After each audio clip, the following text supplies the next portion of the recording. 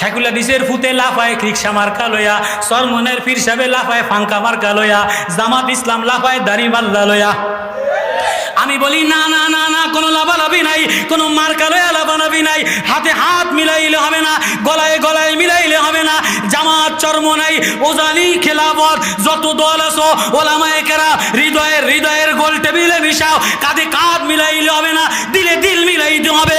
বাংলাদেশের সোনার ছেলেদের খোবাইবের রক্ত বিথা যাবে না, সাদের রক্ত বিথা যাবে না, সাইদের রক্ত বিথা যাবে না। যদি জামাতের আমির, চরমনের আমির, মামুলক সাহেব, শাইখুল হাদিস শাহ সব মার্কা বাদ দিয়া দিলের মার্কা একজন মুরব্বী আমির মানিয়া একজন আল্লাহওয়ালার সামনে সব ভেদাভেদি মিটাইয়া দিয়া এদেশ নতুন করে আবার কোনো নারী নেতৃত্বে, আবার কোনো গং নেতৃত্বে, গণপরিষদের নেতৃত্বে, আবার কোনো দূষর এনজিওদের নেতৃত্বে, আমেরিকার দালালদের নেতৃত্বে এদেশ আর দিতে রাজি না।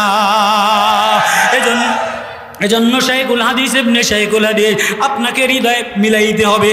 চরমনের পীর সাহেব আপনার হৃদয় মিলাইতে হবে, যাত্রাবাড়ি হুজুর হৃদয় মিলাইতে হবে। ওয়াজে যে আমি কইয়া দিলাম না না, জাতির হৃদয় কাইরা লন, জাতির ফেসবুক কাইরেন না।